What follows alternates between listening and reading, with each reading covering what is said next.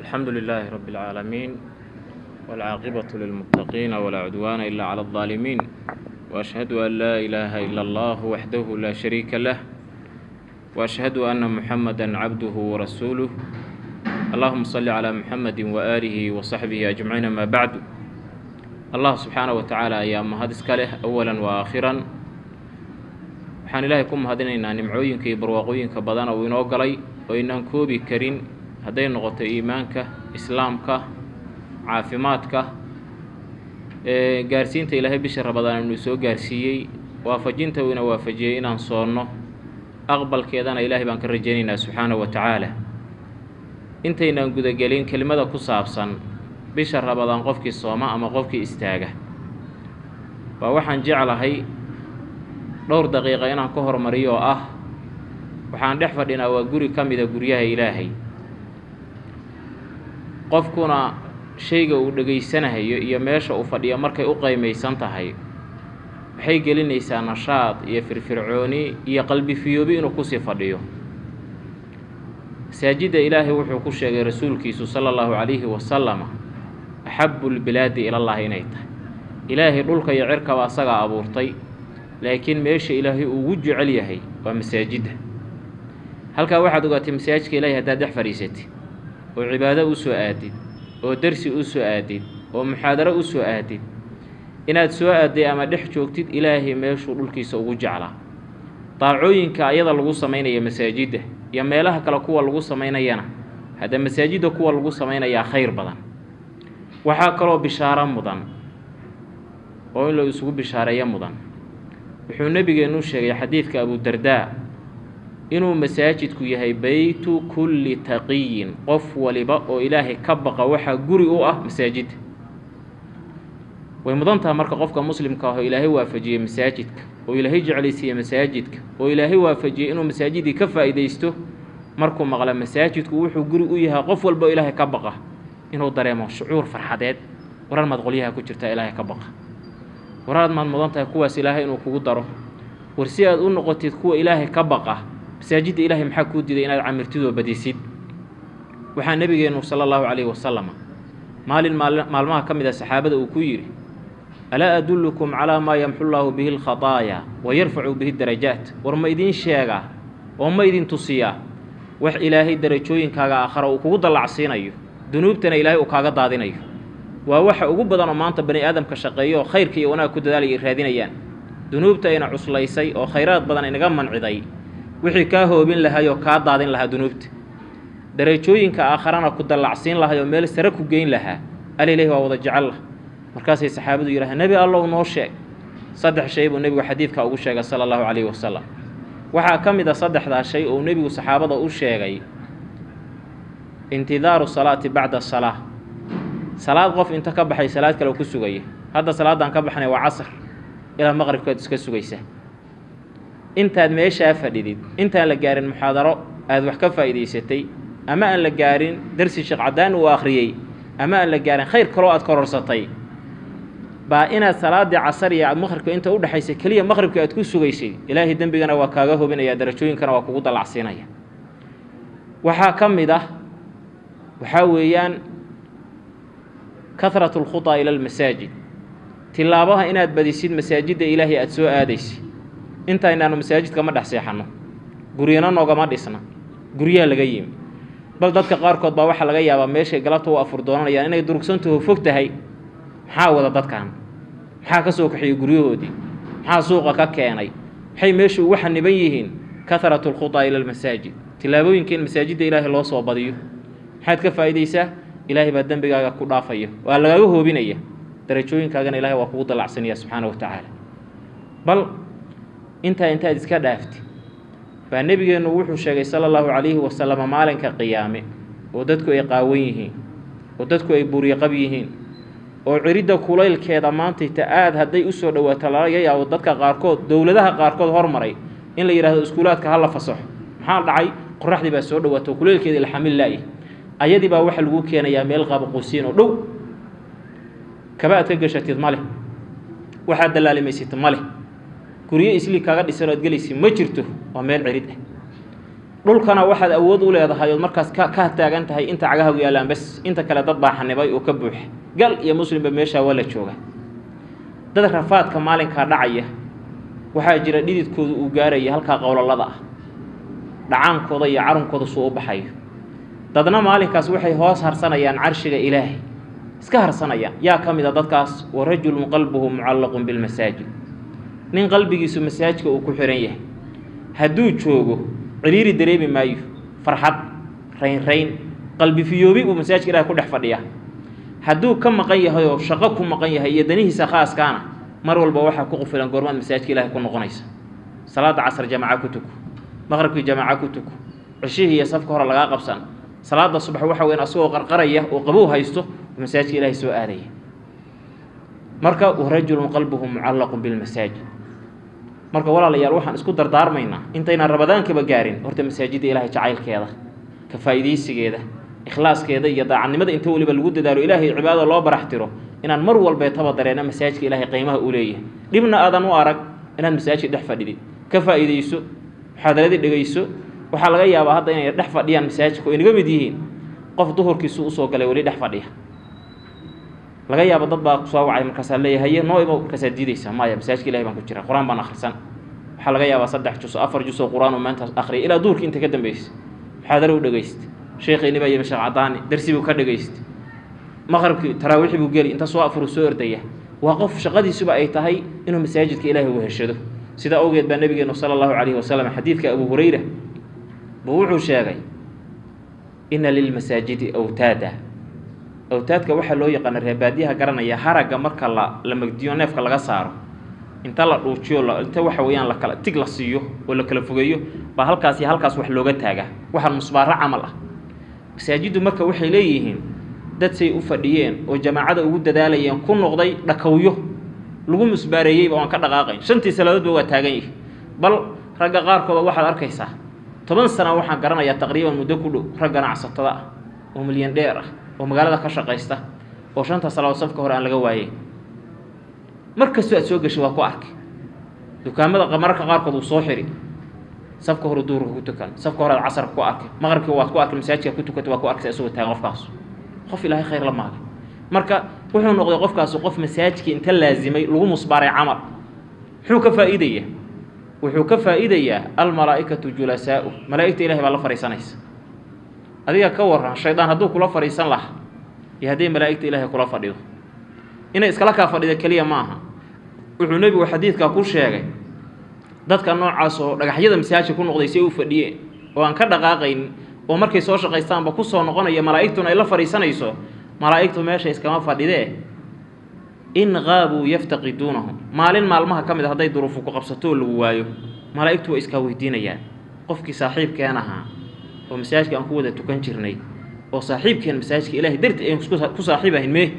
waa lagu barbaaraya marka baxthi baa la sameyn malaa'iktu baa ku raadsanaysa wa in maridu hadaad xanuusatid oo masaajidka aad la imaan weyday xanuun inuu kugu dhacay oo isbitaal jirtid ama gurigaaga jeeftid caadu meesha jirtay ku soo booqanayaan malaa'iktu waxa laga yaabaa inaad isweydiiso tiraahdeen intaasoo sanad masaajidka fadhiyo waligeena malaa'ik soo booqanaysa ma arag malaa'ik masaajid ila dhex fadhidana ma arag meedo waxa sheegaysid malaa'ikta waa khalqi qaybi oo inaga in badan inaga maqan mararka qaar kood baa laga yaabaa inay suura bani aadam isugu keenso sawiraan markaasna aynu aragno laakiin way dhici kartaa inay kula fadhiyaan adoon arkaynin way dhici kartaa isbitaalka inay kugu soo booqdeen oo ku ducaynayaan adoon arkaynin wa in kaanu fi haajatin aanu hadii dan iyo shaqo aad haysin waa ku kaalmaynayaan waxa laga yaabaa suuqad ka soo adeeganaysa waad ku soo daahday malaa'iktii markii masaajidka ka waa ku imaanayaan markaas waxa laga yaabaa shaqadii markaad kaliya ahayn jirtay culayska kugu noqon jirtay waa shaqo malaa'ig xoog badan ay gacanta ku hayso wixiiba waxa weeyaan isla markiiba ilaahay inuu ku fudaydiyaba alla fudayd badana dhaqso badnida hawshu soo gabagaboobi oka waa hol malaa'ig wax ka hayso waliba waxa weeyaan aan ilaahay caasiin oo wanaagsan inta kaliya ma masaajidka marka dhex fadhiday waxa nabigeenu sheegay sallallahu alayhi wasallam qofka masaajidka fadhiyo jaliisul masjid ah inuu saddex arimood leeyahay khasaa'isiisa kamid ah kow akhin mustafaad inaad heshid qof walaalkaayood ka faa'iideysatid xadaru ku jeediye markaas waxa laga yaabaa inaad ka faa'iidid kelmad waliga aadan maqal darsi buu ku akhriyo adoo masaajidka fadhiya darsi laga akhriyay waxa laga yaabo inaad xaraam u haysataa laga yaabo inaad maqasho inay xalaal tahay waxaad u haysatay inay xalaal tahay maqlin waa xaraam waxaadan weligaa maqlo faa'iidaha ka maqlin akhin mustafaad walaal aad ka faa'iideysatid inaad masaajidka ka heysi ama faa'iido dunyawiya ama faa'iido ukhrawiya kow inta kaliya ma rahmatin muntadara rahmad ilaahay oo la sugayo laana qofku intuu masaajidka joogo naxariis ilaahay baa ku soo dagaysa hadduu masaajidka khayr iyo daacad u fadhiyo dad waxa jira masaajida u soo aada inay kaba xadaan kii maanta dhan masaajidka dhex fadhiyo miskiinka hay duhurkii yimid oo casarkii tukaday oo duhurkii tukaday oo maqribkii afur ku sugayay ba hadhow kabii waayay xagee midan intii midna tukan baa inta masaajidka u soo galay inuu kaba xadu ka qaato hal yastawiyaan muummanaysa labadan inay siman yihiin ilaahay agtiisa camalkaas oo camal siman ma marka walaalaad ka faa'iideysatay kow naxariisku sugaysa aad sugaysid oo aad helaysid waad ka faa'iideysaa iyo walaalaad ka faa'iideysanaysid dambi dhaaf baad ka heli wanaag baad ka helaysaa marka masaajida ilaahay camiritaankeeda aan ku dadaalo aan jeclaano aan badinno tilaabooyinkan aan u soo badinno aan u nimaano bishii ramadaan iyo soonkeeda xadiid waxaa jirta abu hurayra uu wariyay bukhari iyo qeyrkiina ku sugan nabiguna uu sheegay sallallahu alayhi wa sallama man saama ramadaana iimaanan wahtisaaban ghufira lahu ma taqaddama min dhanbihi wa ma ta'akhkhar qofkii bisha ramadaan sooma iimaan uu rumaysan yahay bishaani waajib ilaahi saaray inay tahayna u sooma ajar iyo thawaabna ka raadinayo dan kala lahayn ha laga sheego ha lagu amaano jaga iyo mansab ha lagu siiyo ma aha dantiisu ilaahi dartii u soomay غفر له ما تقدم من ذنبه وحي ذنبي هوري uga dhacay ilaahi baa u dhaafay waaqofke ilaahi dartii u soomay koo habeenkii marka la gaaray taraawiixdii isla xadiithii abu hurayra waxa ku soo aroortay man qaama ramadaana iimaanan wahtisaaba qofkii bishii ramadaan istaaga salaadihii iyo khayraadkii uu istaaga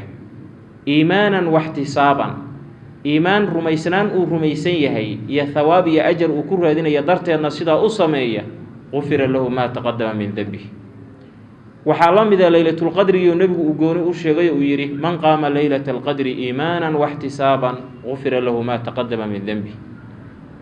بخاري رحمة الله عليه بصدح ذا حديث وحو هل صدح بابه اسكحك تكو كان في صحيحي من صام رمضان من قام رمضان من قام ليلة القدر حافظ بن حجر با حديثة انت فيريي بوحو يري وحو صدح ذا اسو وحو تشيه لبا waxyaalood bay ka wada midaysan yihiin muttahidatul bawaa'ith wal jazaa waxa ku xambaaraya amalka hadaad ilaahi darti maalinka u soontay hadaad ilaahi darti leelatul qadri u istaagtay hadaad ilaahi darti taraawiixda u tukanaysi waxa ku xambaaraya leelatul qadri raadinteeda iyo taraawiixda tukashadeeda iyo bisha ramadaan soonkeeda wa iimaanan kow iyo jazaa wahtisaaban ina thawaabi ajr ka raadinaysi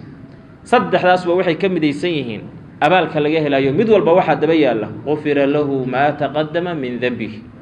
wixii dambiyo ku hormaraa lagu dhaafaya dabcan waa dunuubta waaweyn oo waxa nabigeena ka sugan sallallahu alayhi wasallam inuu yiri salaada inta laga gaarayo as-salaatu waxa weeyaan inta salaad laga gaarayo kow wa ramadaanu ila ramadaan wal jum'atu ila al jum'ah inta jumcada laga gaaray jumcada dhaweyd baa tukatay inta kale laga gaarayo ramadaan baa soontay inta ramadaanka laga gaarayo salaadi casr baa tukatay inta maghribka laga gaarayo mukaffiratun lima baynahunna intaas wixii dunuuba u dhaxaysa lagu dhaafayaayo intaas tirtiraysa waa goorma idha jtunibatil kabaa'ir hadii dunuubta waaweyn aad iska ilaaliso ka fogaati in tajtanibu kabaa'ira ma tunhawna anhu nukaffir ankum sayi'atikum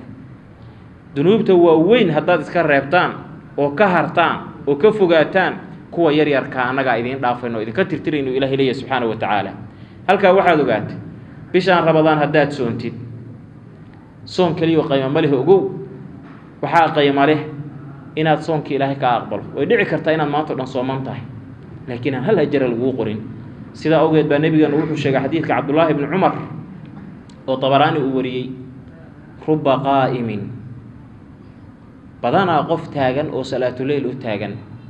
حذه من القيام السهى dheefta kaliya uu ka helay caawda salaatuleelka u taagnaana ay tahay daal kama faa'iidin maxaa dhacay waxaa laga yaabaa niyadaa ka halaysan ilaahay dartii uma taagna waxaa dhici karta inay niyadu u hagaagsan tahay laakiin salaadii uu arkaanteedii iyo shuruudeedii khalday oo rukuucdiiba wax ka haleeyay sujuudiiba wax ka haleeyay waxaa dhici karta inay rukuucdii saxday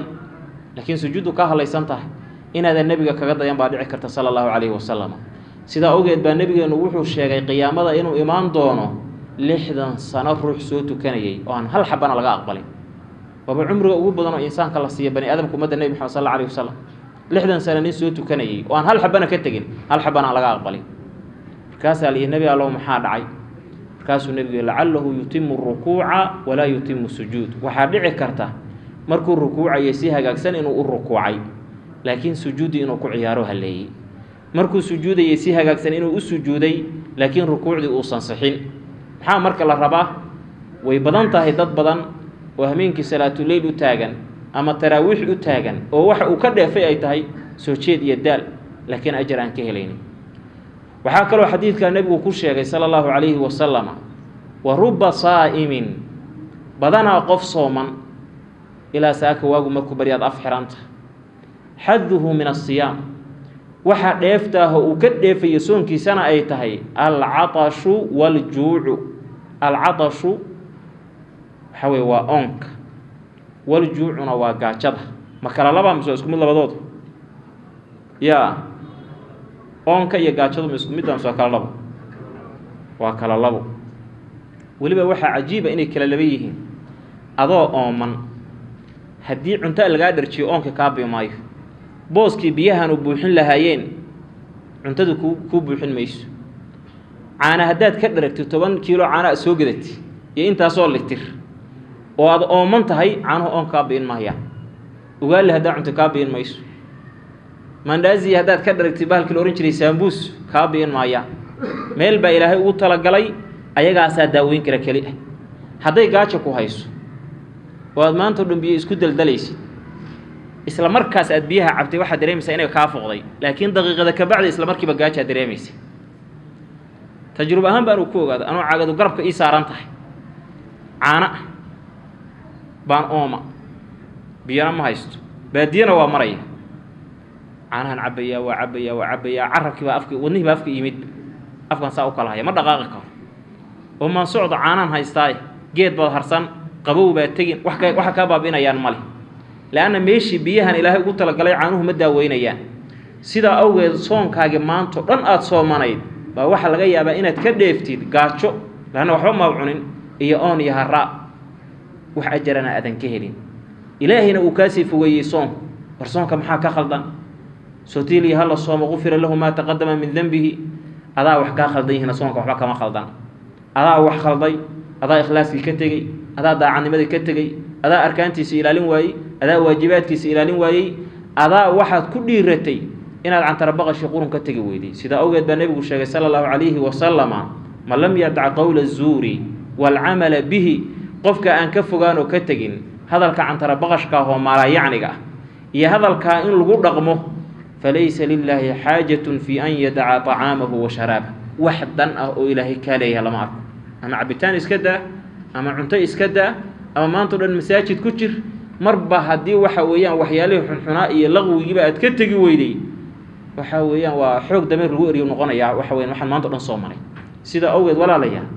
man qaama ramadaana iimaanan wa ihtisaaban waxaan ka helaynaa ilaahi inuu inoo dhaafo dambigeenii hore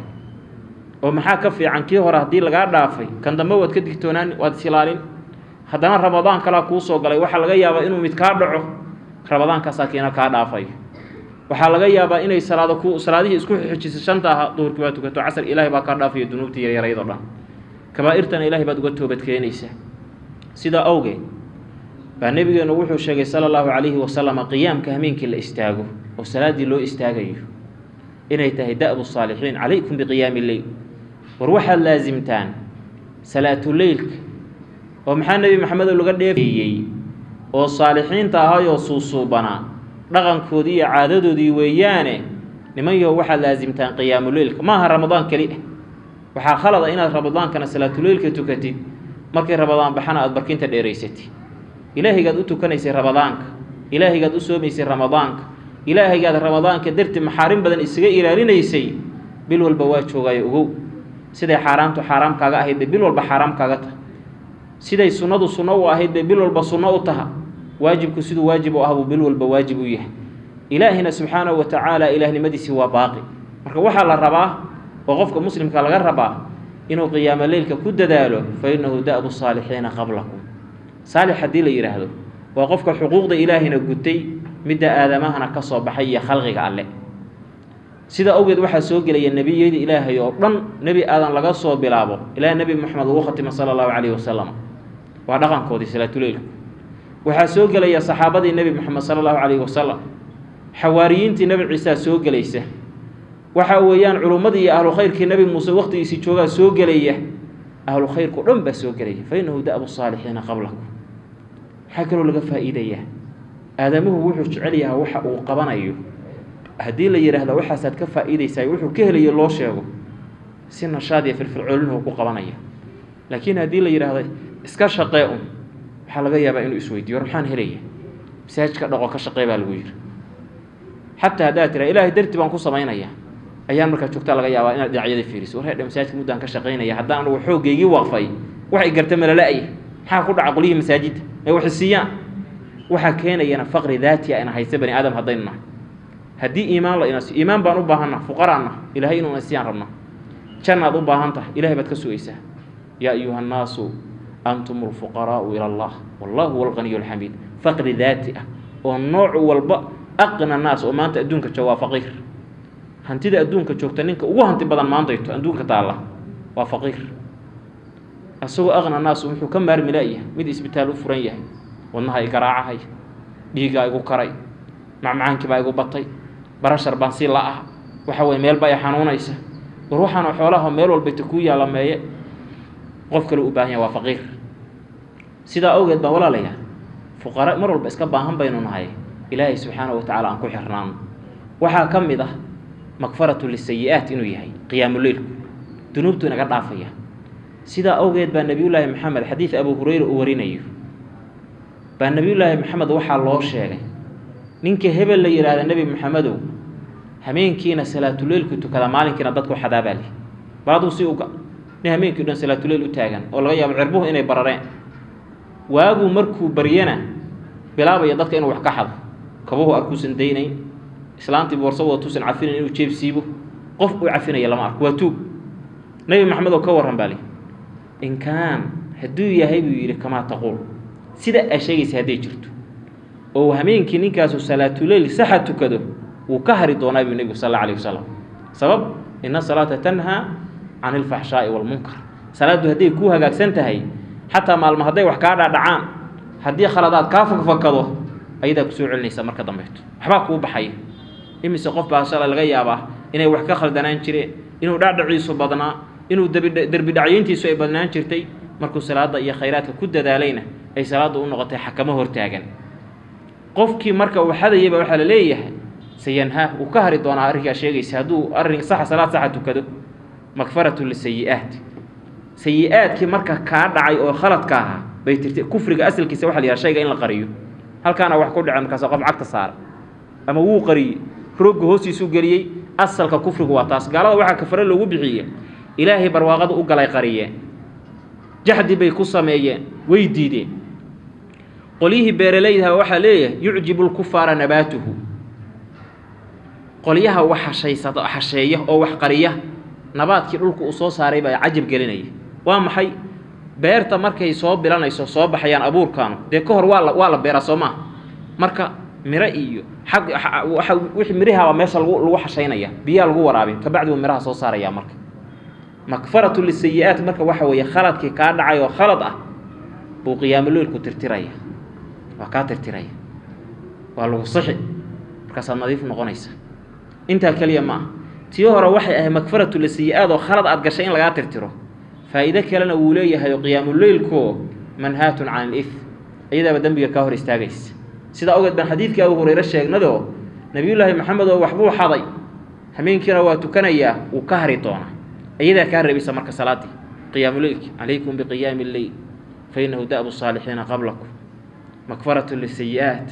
منهاة عن الإثم دنبي بكهر استاغي سامرك علمada gobolkood baa xadiidkaas lafdiga waxay ku daraan xanuunka inay salaatuleelku la dagaalanto waa lafdi la isku haysta ma ka sugan yahay nabiga mise kama sugna sallallahu alayhi wasallam xanuunada la isku fiidkacay waxa roomtisin baa yahay waxa yahay tabcaan baanahay dhiikar baa yahay sonkor baa igu kacday xanuunadaana yahay lagu hayo meelaha lagu daaweeyo ba qiyaamul-leelka kamid ah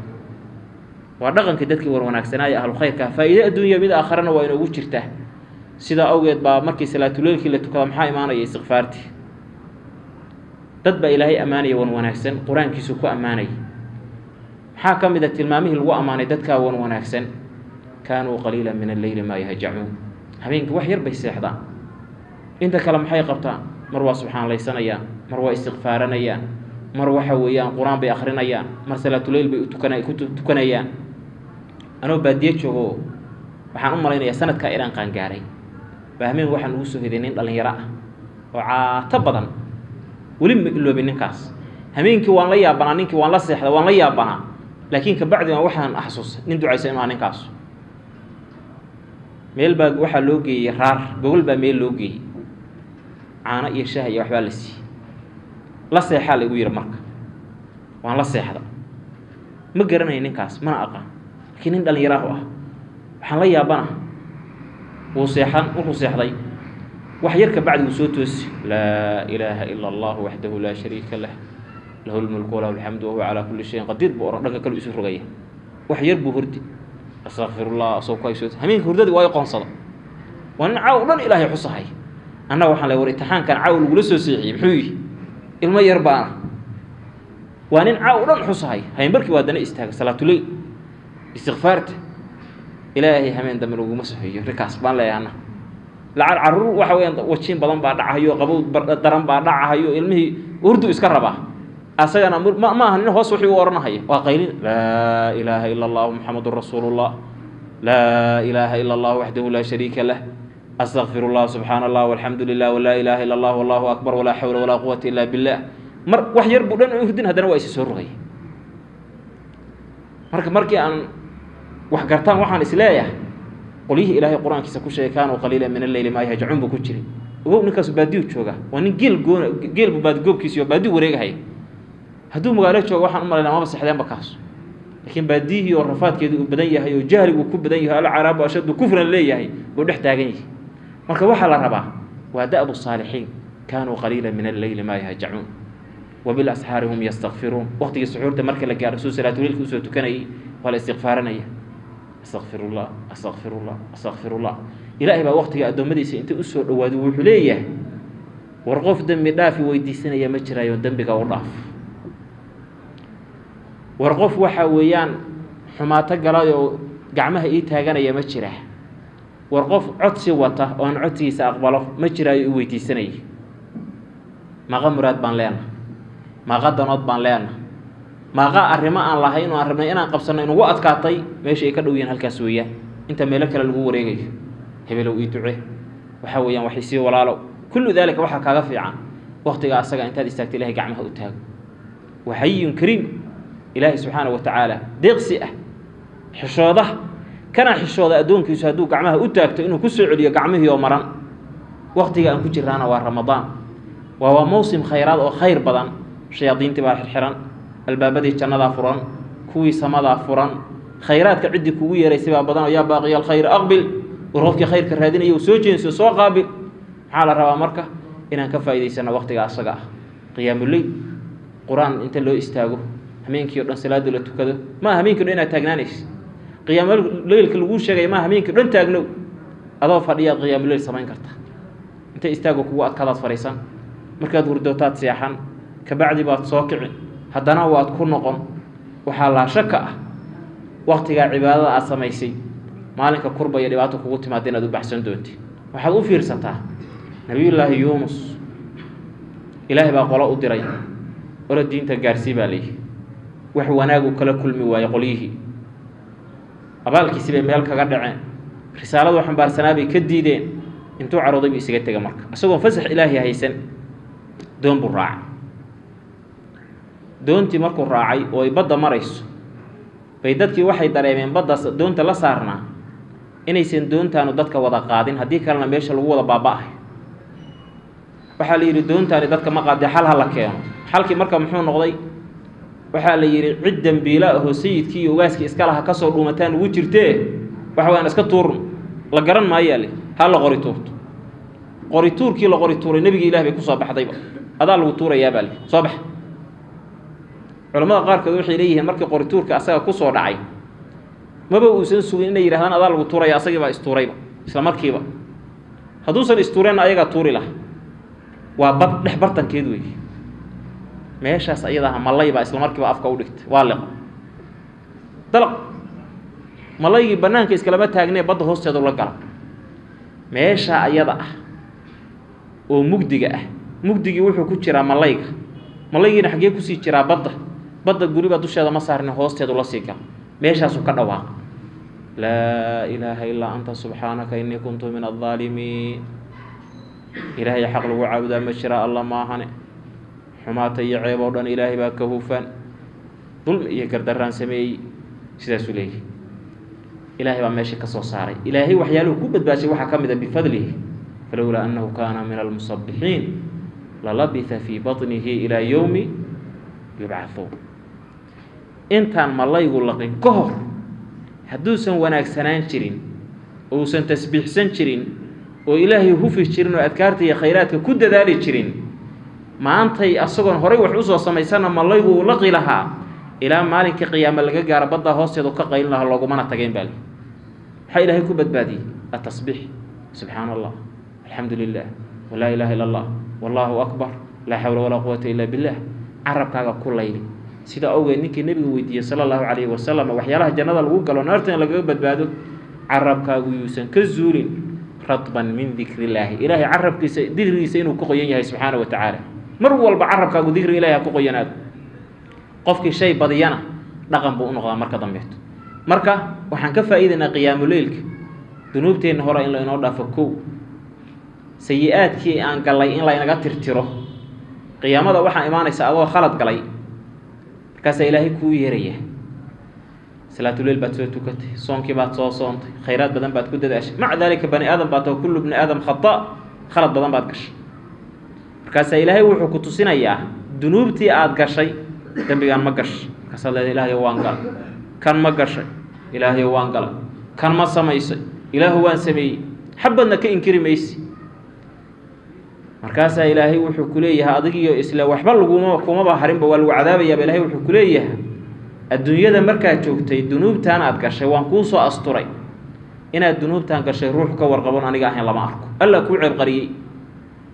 maantayood i hortaagantaho faqiir muxtaaja jahay oo baahanna waan kuu dhaafay orodoo jannadayda gal ruux walba islayskama odhanaya sidaas dad baa inta xisaabta lala lafaguro oo lala waxaa weeyaan findhicilo baa marka dambena cadaabka ilaahi la geynaya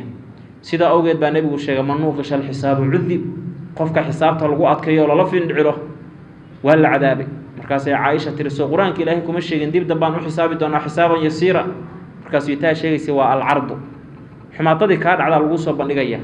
waa lagu xasuusin markaasaa lagu leeyahy waa lagu dhaafay iska soco dembigii oo lagaa tirtiro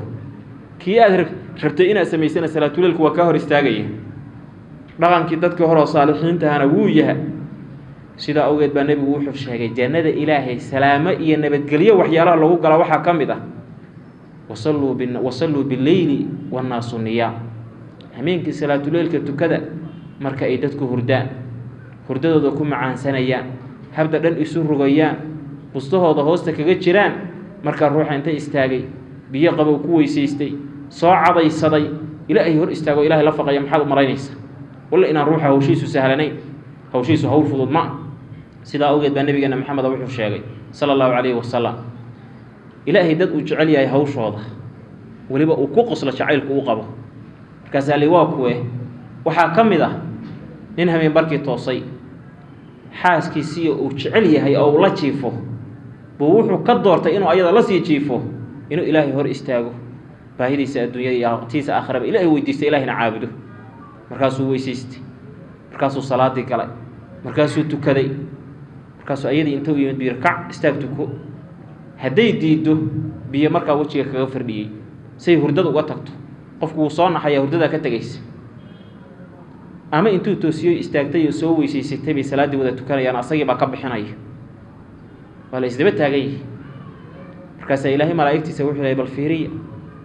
gogoshiisii uu jecel yahay dartay uga soo kaca xaaskiisii uu jecel yahay dartay uga istaagay ilaahay dartii buu u taagan yahay maaha inaad 12 ragcadood tukatay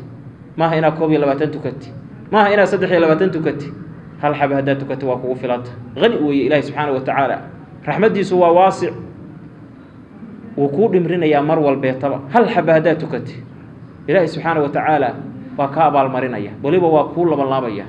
man jaa bilxasanati falahu 10 amhaaliha hal xab haddaad tukatid 10 jeer lagu labanlaabay 3 ragcadood haddaad tukatid waa lagu labanlaabaya 5 ragcadood haddaad tukatid waa lagu labanlaabaya marka ka bacdi haddana seexo laftirkeedii baa ajar kaaga socda bal nabigu wuxuu sheegay sallallahu alayhi wasallam xadiis sugan qofkii ku seexda caawayta salaatu leeyl aad u soo istaagtay adoo taaniyeysan baad seexatay hurdadii baa kula tagtay salaadii subax adinkii lagu jiraa adinkeedii baad soo toostay ama aqimkeedii dambe ha hal 12 caawa hurdadaad huraday sadaqay ku tahay adoo iska quurinaya baasankaaga neefta ka soo baxaysa iyo jiifka aad jiiftid ay sadaqa ku tahay ma inta kaliya maya salaadii caawa aad niyeysneed inaad tukatid oo salaatu leylka ahaydna qadarkii doonay hal la akaatay ajarkeedii oo kaamil lagu qoray waxa la isku dhaafo marka niyada wanaagsan sida awgeed ba nabigeena sallallahu alayhi wasallam asagoo dulan u socda rafaad badan waliba la marayo oo ragii waxa weeyaan kabihi ka dildilaaceen oo meel buuralay la jibaaxayo oo waadiyaal la dhexmaray halaqyale buu nabigu ragii la socday allah sallallahu alayhi wasallam markaas ma qada'tum waadiyan waadi'a wa miidan soo goyn iyo tog wadana miidan soo marin ila magaalada Madiina waxa ku sugan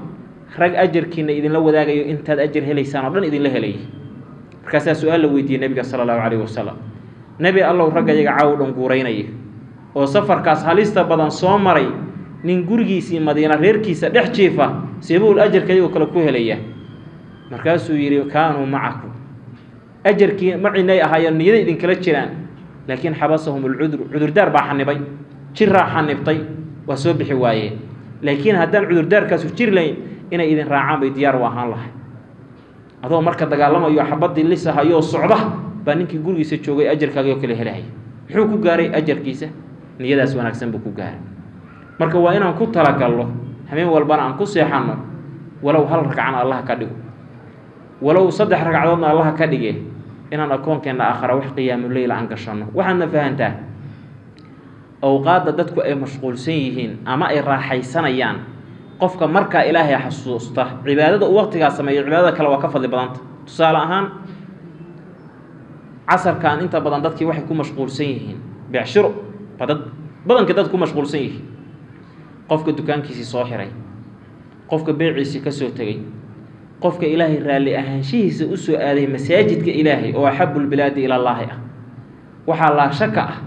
cibaadada marka uu sameeyo waqtiga iska caadiga ah kale cibaadada uu sameeyo inay ka fadli badan tahay 9 saaco habeenimo 10 saaco qofka kacay waqtigaasna ilaahay xusay ilaahay isu dhiibay dantiisa aakhira ilaahay u sheegtay cadaab ilaahay ka magan galay janno ilaahay weydiistay waxaan shaki ku jirin barqadii marka la soo toosto dadku ay banaanka marayaan baryada ilaahay la weydiisto iyo xalay 9 saacad ilaahay u dhiibatay inaysan isku mid ahayn hadii qasadka iyo niyadu ay ku hagaagsan tahay weey marka walaalayaal waxa la rabaa inaynu ku dadaalo qiyaamul leyl inaan aad u badin ilaahay dartin ay ka ahaato dan kale ha ka yeeli ha u sameyn ruuxna ha iska iibin ruuxna magaca kaga raadin wax agtiisa wax la dhigtay ilaahay baa u khayr badan wax la caabudana asaga u saxsan waxa la waxa ka soo haro la caabudo cibaadadu waxba kama jira asaga marka raali ahaanshiisa ku dadaa asaga waxaad ku dadaashaa inaad qiyaamul leyl u tukatid dadka muuminiinta ah saadiqiinta ah muslixiinta calaamadkooda ka mid tahay ku dadaa jannada ilaahay baad waxaad ku galeysaan salaam iyo nabadgelyo adoon wax rafaad iyo dhibaato soo marin at'imu at'am wa afshu salaam wa sallu bil layli wan nasu niyam salatu leylkana tukada maxaa la helayaa tadkhulu jannata bisalaam nabadgelyo kelmadda intaasaan ku soo koobaynaa darsi baa jira والله أعلم صلى الله على نبينا محمد وآله